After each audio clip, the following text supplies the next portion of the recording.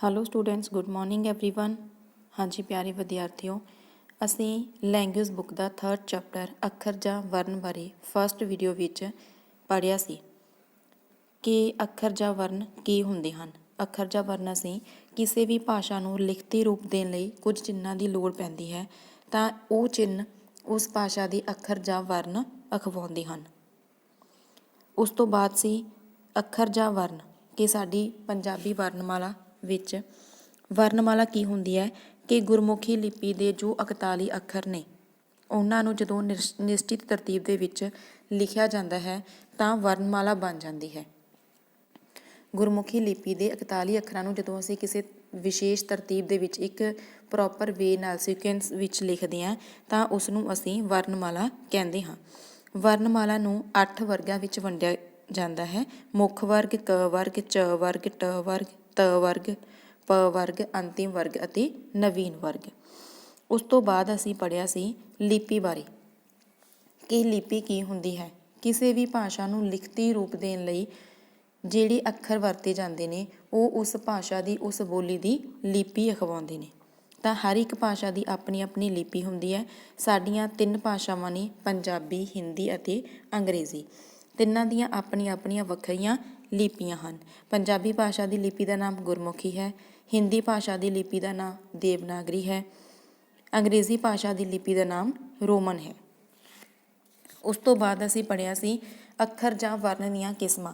ਅੱਖਰ ਜਾਂ ਵਰਨ 2 ਕਿਸਮ ਦੇ ਹੁੰਦੇ ਨੇ, ਸਵਰ ਅਤੇ ਵਿਅੰਜਨ।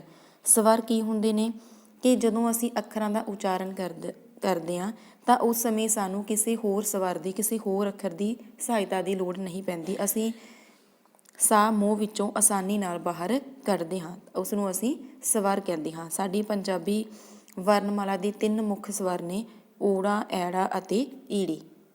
ਉਸ ਤੋਂ ਬਾਅਦ ਹੈ ਵਿਅੰਜਨ। ਵਿਅੰਜਨ ਕੀ ਹੁੰਦੇ ਨੇ ਕਿ ਜਦੋਂ ਅਸੀਂ ਇਹਨਾਂ ਅੱਖਰਾਂ ਦਾ ਉਚਾਰਨ ਕਰਦੇ ਹਾਂ ਤਾਂ ਉਸ ਸਮੇਂ ਸਾਨੂੰ ਹੋਰ ਸਵਰ ਦੀ ਲੋੜ ਪੈਂਦੀ ਹੈ। ਉਸ ਸਮੇਂ ਕਦੀ ਜੀਭ ਦੰਦਾਂ ਦੇ ਅੰਦਰ ਛਾਉਂਦੀ ਹੈ, ਕਦੀ ਤਾਲੂ ਨਾਲ ਅਤੇ ਕਦੇ ਬੁੱਲ ਕੁਝ ਮੀਟੇ ਜਾਂਦੇ ਹਨ ਤਾਂ ਉਸ ਨੂੰ ਅਸੀਂ ਵਿਅੰਜਨ ਕਹਿੰਦੇ ਹਾਂ। ਕੀ ਹੁੰਦੇ ਨੇ ਵਿਅੰਜਨ ਕਿ ਜਦੋਂ ਅਸੀਂ ਦੇਖੋ ਸਵਰ ਦੇ ਵਿੱਚ ਅਸੀਂ ਜੋ ਸਾਹ ਮੂੰਹ ਵਿੱਚੋਂ ਆਸਾਨੀ ਨਾਲ ਬਾਹਰ ਕੱਢਦੇ ਹਾਂ ਕਿ ਸਾਨੂੰ ਕਿਸੇ ਹੋਰ ਅੱਖਰ ਦੀ ਲੋੜ ਨਹੀਂ ਪੈਂਦੀ, ਅਸੀਂ ਉਸ ਨੂੰ ਸਵਰ ਬੋਲਦੇ ਹਾਂ। ਪੰਜਾਬੀ ਦੇ ਸਵਰ ਹਨ ਮੁੱਖ ਊੜਾ, ਐੜਾ ਅਤੇ ਈੜੀ, 3 ਸਵਰ ਨੇ।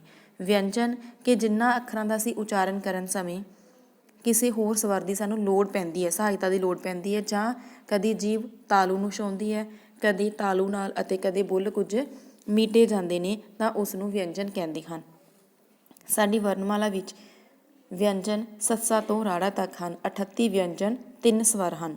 ਉਸ ਤੋਂ ਬਾਅਦ ਹੈ ਵਿਅੰਜਨ ਅੱਗੇ 2 ਕਿਸਮ ਦੇ ਹੁੰਦੇ ਹਨ ਜਿਸ ਵਿੱਚ ਅਨੁਨਾਸਕੀ ਅੱਖਰ ਤੇ ਦੁੱਤ ਅੱਖਰ ਸ਼ਾਮਿਲ ਹੁੰਦੇ ਨੇ। ਅਨੁਨਾਸਕੀ ਅੱਖਰ ਕਿਹੜੇ ਹੁੰਦੇ ਨੇ ਕਿ ਜਦੋਂ ਅਸੀਂ ਇਹਨਾਂ ਅੱਖਰਾਂ ਦਾ ਉਚਾਰਨ ਕਰਦੇ ਹਾਂ ਤਾਂ ਆਵਾਜ਼ ਨੱਕ ਰਾਹੀਂ ਨਿਕਲਦੀ ਹੈ। ਇਹ 5 ਹਨ, ਅਈਆਂ, ਨਈਆਂ, ਨਾਣਾ, ਨੰਨਾ ਤੇ ਮੰਮਾ। ਉਸ ਤੋਂ ਬਾਅਦ ਹੈ ਦੁੱਤ ਅੱਖਰ। ਦੁੱਤ ਅੱਖਰ ਕਿਹੜੇ ਹੁੰਦੇ ਨੇ ਕਿ ਦੁੱਤ ਅੱਖਰ ਅੱਧੇ ਰੂਪ ਵਿੱਚ ਕਿਸੇ ਪੂਰੇ ਅੱਖਰ ਦੇ ਪੈਰ ਵਿੱਚ ਲਗਾਏ ਜਾਂਦੇ ਨੇ। ਜਿਵੇਂ ਇਹ 3 ਹੁੰਦੇ ਨੇ, ਰਾਰਾ, ਹਾਹਾ ਅਤੇ ਵਾਵਾ। ਹਾਹੇ ਦੀ ਐਗਜ਼ਾਮਪਲ ਹੈ ਹੜ, ਕੜ, ਸਿੱਲ, ਕਿੱਲ। ਰਾਰੀ ਦੀ ਐਗਜ਼ਾਮਪਲ ਹੈ ਕਰਮ, ਪ੍ਰੇਮ। ਵਾਵਾ ਸਵੈ ਜੀਵਨੀ, ਸਵਰ। ਇਹ ਸੀ ਬੱਚੇ ਆਪਣਾ ਚੈਪਟਰ ਅੱਖਰ ਜਾਂ ਵਰਨ ਬੋਧ। ਤਾਂ ਹੁਣ ਅਸੀਂ ਇਸ ਚੈਪਟਰ ਦਾ ਬੁੱਕ ਵਰਕ ਅਤੇ ਕੁਐਸਚਨ ਆਨਸਰ ਕਰਦੇ ਹਾਂ। ਫਸਟ ਕੁਐਸਚਨ ਹੈ ਬਹੁ ਵਿਕਲਪੀ ਪ੍ਰਸ਼ਨ। ਬਹੁ ਵਿਕਲਪੀ ਪ੍ਰਸ਼ਨ ਜਿਸ ਨੂੰ ਅਸੀਂ ਇੰਗਲਿਸ਼ ਵਿੱਚ ਮਲਟੀਪਲ ਕੁਐਸਚਨਸ MCQ ਬੋਲਦੇ ਹਾਂ। ਫਸਟ ਕੁਐਸਚਨ ਹੈ ਹੇਠਾਂ ਦਿੱਤੇ ਪ੍ਰਸ਼ਨਾਂ ਦੇ ਉੱਤਰ ਹੇਠਾਂ ਦਿੱਤੇ ਵਿਕਲਪਾਂ ਵਿੱਚੋਂ ਚੁਣੋ। ਤੁਹਾਨੂੰ ਇੱਕ ਕੁਐਸਚਨ ਦੇ ਨੀਚੇ 4 ਆਪਸ਼ਨਸ ਨੇ, ਜਿਹੜਾ ਤੁਹਾਨੂੰ ਆਪਸ਼ਨ ਸਹੀ ਲੱਗਦਾ ਤੁਸੀਂ ਉਸ ਦੇ ਬਾਕਸ ਦੇ ਵਿੱਚ ਸਹੀ ਦਾ ਨਿਸ਼ਾਨ ਲਗਾਓਗੇ। ਫਸਟ ਕੁਐਸਚਨ ਹੈ ਹਿੰਦੀ ਭਾਸ਼ਾ ਦੀ ਲਿਪੀ ਚੁਣੋ। ਹਿੰਦੀ ਭਾਸ਼ਾ ਦੀ ਲਿਪੀ ਦਾ ਨਾਮ ਕੀ ਹੈ? ਦੇਵਨਾਗਰੀ। ਪੈਰ ਬਿੰਦੀ ਵਾਲੇ ਕਿੰਨੇ ਅੱਖਰ ਹਨ? ਪੈਰ ਬਿੰਦੀ ਵਾਲੇ ਕਿੰਨੇ ਅੱਖਰ ਹਨ? 6। ਇਹ ਕਿਹੜੀ ਭਾਸ਼ਾ ਵਿੱਚੋਂ ਸ਼ਾਮਿਲ ਕੀਤੇ ਨੇ? ਫਾਰਸੀ ਭਾਸ਼ਾ ਵਿੱਚੋਂ। ਹੇਠ ਲਿਖਿਆਂ ਵਿੱਚੋਂ ਕਿਹੜੇ ਅੱਖਰ ਅੰਤਮ ਵਰਗ ਨਾਲ ਸੰਬੰਧ ਰੱਖਦੇ ਹਨ? ਅੰਤਮ ਵਰਗ ਕਿਹੜਾ ਹੈ? ਯਈਆ, ਰਾਰਾ, ਲੱਲਾ, ਵਾਵਾ ਅਤੇ ਰਾੜਾ। ਨੱਕ ਵਿੱਚ ਬੋਲੇ ਜਾਣ ਵਾਲੇ ਕਿਹੜੇ ਅੱਖਰ ਅਖਵਾਉਂਦੇ ਹਨ? ਨਾਸਕੀ। ਅਸੀਂ ਇਹਨਾਂ ਨੂੰ ਨਾਸਕੀ ਵਿਅੰਜਨ ਜਾਂ ਅਨੁਨਾਸਕੀ ਸੇਮ ਮੀਨਿੰਗ ਹੈ। ਪੈਰ ਵਿੱਚ ਲੱਗਣ ਵਾਲੇ ਅੱਖਰ ਕਿਹੜੇ ਅਖਵਾਉਂਦੇ ਹਨ? ਪੈਰ ਵਿੱਚ ਕਿਹੜੇ ਅੱਖਰ ਲੱਗਦੇ ਨੇ? ਦੁੱਤ ਅੱਖਰ। ਨਾਸਕੀ ਅੱਖਰਾਂ ਵਿੱਚੋਂ ਕਿਹੜੇ ਅੱਖਰਾਂ ਨਾਲ ਕੋਈ ਸ਼ਬਦ ਸ਼ੁਰੂ ਨਹੀਂ ਹੁੰਦਾ? ਨਾਣਾ, ਅਈਆਂ ਤੇ ਨਈਆਂ। इन्हां अखरां नाल पंजाबी दे विच कोई अखर शुरू नहीं हुंदा। इन्हां अखरां नूं असीं शब्द दे विचकार वरतों विच लिआउंदे हां। ਸਵਾਰ ਅੱਖਰ ਕਿਹੜੇ ਹਨ? ਸਵਾਰ ਅੱਖਰ 3 ਹਨ, ਊੜਾ, ਐੜਾ ਅਤੇ ਈੜੀ। ਪੰਜਾਬੀ ਭਾਸ਼ਾ ਦੀ ਲਿਪੀ ਚੁਣੋ। ਪੰਜਾਬੀ ਭਾਸ਼ਾ ਦੀ ਲਿਪੀ ਦਾ ਨਾਮ ਗੁਰਮੁਖੀ ਹੈ। ਉਸ ਤੋਂ ਬਾਅਦ ਹੈ ਲਿਖਤੀ ਪ੍ਰਸ਼ਨ, ਉਹ ਅਸੀਂ ਨੈਕਸਟ ਕਰਾਂਗੇ। ਉਸ ਤੋਂ ਬਾਅਦ ਹੈ ਕੁਐਸਚਨ ਨੰਬਰ 4। ਕੁਐਸਚਨ ਨੰਬਰ 4 ਹੈ ਖਾਲੀ ਥਾਵਾਂ ਭਰੋ। ਆਪਸ਼ਨਸ ਨੇ ਸਵਰ, ਨਾਸਕੀ, ਵਿਅੰਜਨ, ਪੈਂਤੀ, ਲਿਪੀ, ਤਾਲਵੀ। ਕਿਸੇ ਭਾਸ਼ਾ ਨੂੰ ਲਿਖਤੀ ਰੂਪ ਦੇਣ ਲਈ ਡੈਸ਼ ਦੀ ਜ਼ਰੂਰਤ ਪੈਂਦੀ ਹੈ, ਲਿਪੀ ਦੀ। ਪਹਿਲਾਂ ਗੁਰਮੁਖੀ ਲਿਪੀ ਦੇ ਡੈਸ਼ ਅੱਖਰ ਸਨ। ਪਹਿਲਾਂ ਕਿੰਨੇ ਅੱਖਰ ਸੀ? 35 ਅੱਖਰ ਸੀ। ਉਸ ਤੋਂ ਬਾਅਦ ਫਾਰਸੀ ਭਾਸ਼ਾ ਵਿੱਚੋਂ 6 ਅੱਖਰ ਸ਼ਾਮਿਲ ਕੀਤੇ ਗਏ ਜਿਨ੍ਹਾਂ ਦੇ ਪੈਰ 'ਚ ਬਿੰਦੀ ਲਗਾਈ ਗਈ। ਤਾਂ ਹੁਣ ਸਾਡੀ ਵਰਨਮਾਲਾ ਦੇ ਪੰਜਾਬੀ ਗੁਰਮੁਖੀ ਲਿਪੀ ਦੇ 41 ਅੱਖਰ ਹਨ। ਨੱਕ ਰਾਹੀਂ ਬੋਲੇ ਜਾਣ ਵਾਲੇ ਅੱਖਰ ਡੈਸ਼ ਅੱਖਰ ਅਖਵਾਉਂਦੇ ਹਨ, ਨਾਸਕੀ। ਜਿਨ੍ਹਾਂ ਅੱਖਰਾਂ ਦੀ ਅਸੀਂ ਨੱਕ ਰਾਹੀਂ ਉਚਾਰਨ ਕਰਦੇ ਹਾਂ ਅਸੀਂ ਉਹਨਾਂ ਨੂੰ ਨਾਸਕੀ ਅੱਖਰ ਜਾਂ ਅਨੁਨਾਸਕੀ ਅੱਖਰ ਕਹਿੰਦੇ ਹਾਂ। ਨੈਕਸਟ ਹੈ ਊੜਾ, ਐੜਾ, ਈੜੀ ਡੈਸ਼ ਅੱਖਰ ਅਖਵਾਉਂਦੇ ਹਨ। ਅਸੀਂ ਇਹਨਾਂ ਤਿੰਨਾਂ ਅੱਖਰਾਂ ਨੂੰ ਕਿਹੜੇ ਬੋਲਦੇ ਹਾਂ? ਸਵਰ ਅੱਖਰ। ਲੱਲੇ ਪੈਰ ਬਿੰਦੀ ਅੱਖਰ ਡੈਸ਼ ਆਵਾਜ਼ ਨੂੰ ਪੈਦਾ ਕਰਦਾ ਹੈ। ਕਿਹੜੀ ਆਵਾਜ਼ ਨੂੰ ਪੈਦਾ ਕਰਦਾ ਹੈ? ਤਾਲਵੀ। ਡੈਸ਼ ਅੱਖਰਾਂ ਨੂੰ ਬੋਲਣ ਵੇਲੇ ਕਿਸੇ ਹੋਰ ਸਵਰ ਦੀ ਲੋੜ ਪੈਂਦੀ ਹੈ। ਕਿਸ ਟਾਈਮ ਲੋੜ ਪੈਂਦੀ ਹੈ? ਜਦੋਂ ਅਸੀਂ ਵਿਅੰਜਨ ਅੱਖਰਾਂ ਦਾ ਉਚਾਰਨ ਕਰਦੇ ਹਾਂ। ਨੈਕਸਟ ਹੈ ਕੁਐਸਚਨ ਨੰਬਰ 5। ਹੇਠਾਂ ਦਿੱਤਿਆਂ ਨੂੰ ਸਾਹਮਣੇ ਦਿੱਤੇ ਸ਼ਬਦਾਂ ਨਾਲ ਮੇਲੋ। ਤਾਂ ਤੁਸੀਂ ਇਸ ਨੂੰ ਕਾਊਂਟਿੰਗ ਦੇ ਵਿੱਚ ਲਿਖੋਗੇ 1 to 6। ਫਸਟ ਹੈ ਯਈਆ, ਰਾਰਾ, ਲੱਲਾ, ਵਾਵਾ, ਰਾੜਾ। ਇਸ ਨੂੰ ਅਸੀਂ ਕੀ ਬੋਲਾਂਗੇ? ਅੰਤਮ ਵਰਗ। ਇਸ ਨੂੰ ਅਸੀਂ ਕੀ ਬੋਲਾਂਗੇ? ਅੰਤਮ ਵਰਗ। ਸੈਕਿੰਡ ਹੈ ਨਾਣਾ, ਨੰਨਾ, ਮੰਮਾ, ਅਈਆਂ ਤੇ ਨਈਆਂ। ਇਹ ਕਿਹੜੇ ਅੱਖਰ ਨੇ? ਅਨੁਨਾਸਕੀ ਅੱਖਰ। ਤੀਸਰਾ ਹੈ ਊੜਾ, ਐੜਾ ਤੇ ਈੜੀ। ਇਹ ਕਿਹੜੇ ਅੱਖਰ ਨੇ? ਸਵਰ ਅੱਖਰ। ਉਸ ਤੋਂ ਬਾਅਦ ਹੈ ਸੱਸਾ ਤੋਂ ਰਾੜਾ ਤੱਕ। ਸੱਸਾ ਤੋਂ ਰਾੜਾ ਤੱਕ ਕੀ ਨੇ? ਵਿਅੰਜਨ ਅੱਖਰ ਨੇ। ਉਸ ਤੋਂ ਬਾਅਦ ਹੈ ਰਾਰਾ, ਹਾਹਾ ਤੇ ਵਾਵਾ ਪੈਰ ਦੇ ਵਿੱਚ ਲੱਗਦੇ ਨੇ। ਇਹਨਾਂ ਨੂੰ ਅਸੀਂ ਕੀ ਬੋਲਦੇ ਹਾਂ? ਦੁੱਤ ਅੱਖਰ। ਰਾਰਾ, ਹਾਹਾ ਤੇ ਵਾਵਾ। 6 ਨੰਬਰ 'ਤੇ ਹੈ ਊੜਾ, ਐੜਾ, ਈੜੀ, ਸੱਸਾ, ਹਾਹਾ। ਇਸ ਨੂੰ ਅਸੀਂ ਕੀ ਬੋਲਦੇ ਹਾਂ? ਮੁੱਖ ਵਰਗ। ਇਸ ਨੂੰ ਅਸੀਂ ਬੋਲਦੇ ਹਾਂ ਮੁੱਖ ਵਰਗ। ਨੈਕਸਟ ਅਸੀਂ ਇਸ ਚੈਪਟਰ ਦੇ ਕੁਐਸਚਨ ਆਨਸਰ ਕਰਦੇ ਹਾਂ। ਫਸਟ ਕੁਐਸਚਨ ਹੈ ਹੇਠ ਲਿਖੇ ਪ੍ਰਸ਼ਨਾਂ ਦੇ ਉੱਤਰ ਕੁਝ ਸ਼ਬਦਾਂ ਵਿੱਚ ਲਿਖੋ। ਇਹਨਾਂ ਦੀ ਅਸੀਂ 1 ਵਰਡਸ ਦੇ ਵਿੱਚ ਆਨਸਰ ਬੋਲਣੇ ਹੈ। ਕਿਸੇ ਭਾਸ਼ਾ ਦੀਆਂ ਧੁਨੀਆਂ ਨੂੰ ਲਿਖਤੀ ਰੂਪ ਦੇਣ ਲਈ ਕਿਸ ਦੀ ਵਰਤੋਂ ਕੀਤੀ ਜਾਂਦੀ ਹੈ? ਕਿਸ ਚੀਜ਼ ਦੀ ਅਸੀਂ ਵਰਤੋਂ ਕਰਦੇ ਹਾਂ? ਕੁਝ ਚਿੰਨ੍ਹਾਂ ਦੀ। ਕਿਸੇ ਭਾਸ਼ਾ ਨੂੰ ਲਿਖਤੀ ਰੂਪ ਦੇਣ ਲਈ ਜਿਹੜੇ ਚਿੰਨ੍ਹ ਵਰਤੇ ਜਾਂਦੇ ਨੇ ਉਹਨਾਂ ਨੂੰ ਅਸੀਂ ਕੀ ਬੋਲਦੇ ਹਾਂ? ਅੱਖਰ ਜਾਂ ਵਰਨ।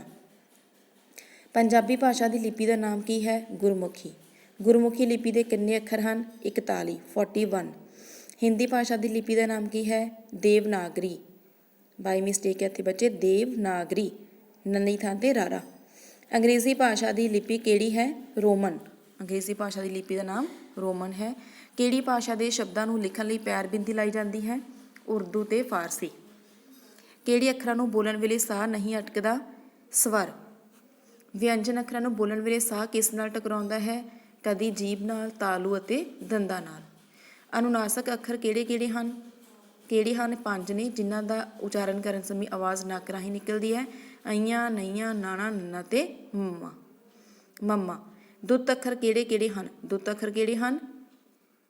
3। ਪੈਰੀ ਰਾਰਾ, ਪੈਰੀ ਹਾਹਾ ਅਤੇ ਪੈਰੀ ਵਾਵਾ। ਉਸ ਤੋਂ ਨੈਕਸਟ ਹੈ ਹੇਠ ਲਿਖੇ ਪ੍ਰਸ਼ਨਾਂ ਦੇ ਉੱਤਰ ਸੰਖੇਪ ਵਿੱਚ ਲਿਖੋ। ਇਹਨਾਂ ਪ੍ਰਸ਼ਨਾਂ ਦੇ ਉੱਤਰ ਅਸੀਂ ਸੰਖੇਪ 2 or 3 ਲਾਈਨਸ ਦੇ ਵਿੱਚ ਦੇਣੇ ਆ। ਅੱਖਰ ਕਿਸ ਨੂੰ ਆਖਦੇ ਹਨ? ਅੱਖਰ ਕੀ ਹੁੰਦੇ ਨੇ? ਕਿਸੇ ਭਾਸ਼ਾ ਨੂੰ ਲਿਖਤੀ ਰੂਪ ਦੇਣ ਲਈ ਅਸੀਂ ਜੋ ਚਿੰਨ੍ਹ ਵਰਤਦੇ ਹਾਂ ਉਹਨਾਂ ਚਿੰਨ੍ਹਾਂ ਦੇ ਸਮੂਹ ਨੂੰ ਅਸੀਂ ਕੀ ਬੋਲਦੇ ਹਾਂ? ਅੱਖਰ ਜਾਂ ਵਰਨ। ਗੁਰਮੁਖੀ ਲਿਪੀ ਦਾ ਰੂਪ ਕਿਵੇਂ ਬਣਦਾ ਹੈ? ਗੁਰਮੁਖੀ ਲਿਪੀ ਦਾ ਰੂਪ ਕਿਵੇਂ ਬਣਦਾ ਹੈ ਕਿ ਜਦੋਂ ਪੰਜਾਬੀ ਭਾਸ਼ਾ ਨੂੰ ਅਸੀਂ ਲਿਖਤੀ ਰੂਪ ਦਿੰਦੇ ਹਾਂ ਉਦੋਂ ਗੁਰਮੁਖੀ ਲਿਪੀ ਦਾ ਰੂਪ ਬਣਦਾ ਹੈ। ਸਵਰ ਅੱਖਰ ਕਿਹਨਾਂ ਨੂੰ ਆਖਦੇ ਹਨ? ਇਹ ਕਿਹੜੇ ਹਨ? ਸਵਰ ਕਿਹੜੇ ਹੁੰਦੇ ਨੇ?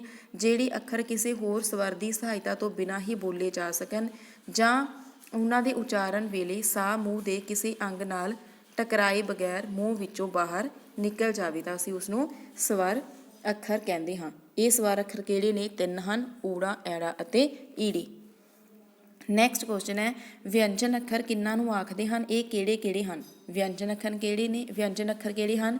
ਜਿਹੜੇ ਅੱਖਰ ਕਿਸੇ ਹੋਰ ਸਵਰ ਦੀ ਸਹਾਇਤਾ ਤੋਂ ਬਿਨਾਂ ਨਾ ਬੋਲੇ ਜਾ ਸਕਣ ਜਾਂ ਉਚਾਰਨ ਉਹਨਾਂ ਦੇ ਉਚਾਰਨ ਵੇਲੇ ਜੀਭ ਕਦੀ ਤਾਲੂ ਅਤੇ ਕਦੀ ਦੰਦਾਂ ਦੀ ਅੰਦਰਲੇ ਹਿੱਸੇ ਨਾਲ ਟਕਰਾਵੇ ਅਤੇ ਸਾਹ ਕੁਝ ਦੇਰ ਲਈ ਰੁਕ ਜਾਵੇ, ਉਸ ਨੂੰ ਅਸੀਂ ਵਿਅੰਜਨ ਕਹਿੰਦੇ ਹਾਂ। ਮੀਨਸ ਕਦੀ ਜੀਭ ਕਦੀ ਤਾਲੂ ਨਾਲ ਟਕਰਾਉਂਦੀ ਹੈ, ਕਦੀ ਦੰਦਾਂ ਦੇ ਅੰਦਰਲੇ ਹਿੱਸੇ ਨਾਲ ਟਕਰਾਉਂਦੀ ਹੈ, ਕਈ ਵਾਰ ਅਸੀਂ ਸਾਹ ਨੂੰ ਕੁਝ ਰੋਕ ਲੈਂਦੇ ਹਾਂ ਤਾਂ ਅਸੀਂ ਉਸ ਨੂੰ ਬੋਲਦੇ ਹਾਂ ਵਿਅੰਜਨ ਅੱਖਰ। ਸੱਸਾ ਤੋਂ ਰਾੜਾ ਤੱਕ ਸਾਰੇ ਅੱਖਰ ਵਿਅੰਜਨ ਹਨ। ਨੈਕਸਟ ਕੁਐਸਚਨ ਹੈ, ਅਨੁਨਾਸਕ ਅੱਖਰ ਕੀ ਹੁੰਦੇ ਹਨ? ਅਨੁਨਾਸਕ ਅੱਖਰ ਕੀ ਹੁੰਦੇ ਨੇ? ਜਿਹੜੇ ਅੱਖਰ ਨੱਕ ਰਾਹੀਂ ਬੋਲੇ ਜਾਣ। ਜਦੋਂ ਅਸੀਂ ਅਨੁਨਾਸਕੀ ਅੱਖਰਾਂ ਦਾ ਉਚਾਰਨ ਕਰਦੇ ਹਾਂ ਤਾਂ ਆਵਾਜ਼ ਨੱਕ ਰਾਹੀਂ ਨਿਕਲਦੀ ਹੈ, ਉਸ ਨੂੰ ਅਸੀਂ ਅਨੁਨਾਸਕ ਅੱਖਰ ਕਹਿੰਦੇ ਹਾਂ। ਲਾਸਟ ਕੁਐਸਚਨ ਹੈ, ਦੁੱਤ ਅੱਖਰ ਤੋਂ ਕੀ ਭਾਵ ਹੈ? ਦੁੱਤ ਅੱਖਰ ਕਿਹੜੇ ਹੁੰਦੇ ਨੇ? ਜਿਹੜੇ ਅੱਖਰ ਅੱਧੇ ਰੂਪ ਵਿੱਚ ਕਿਸੇ ਪੂਰੇ ਅੱਖਰ ਦੇ ਪੈਰ ਵਿੱਚ ਲੱਗ ਕੇ ਇੱਕ ਸੰਯੁਕਤ ਆਵਾਜ਼ ਦਿੰਦੇ ਨੇ ਤਾਂ ਅਸੀਂ ਉਸ ਨੂੰ ਬੋਲਦੇ ਹਾਂ ਦੁੱਤ ਅੱਖਰ। ਤਾਂ ਇਹ ਦੁੱਤ ਅੱਖਰ ਸਾਡੇ ਕਿੰਨੇ ਨੇ? 3, ਰਾਰਾ, ਹਾਹਾ ਅਤੇ ਵਾਵਾ। ਸੋ ਪਿਆਰੇ ਵਿਦਿਆਰਥੀਓ, ਇਹ ਸੀ ਆਪਣਾ ਲੈਂਗੁਏਜ ਬੁੱਕ ਦਾ ਚੈਪਟਰ ਨੰਬਰ 3 ਅੱਖਰ ਜਾਂ ਵਰਨਬੋਧ।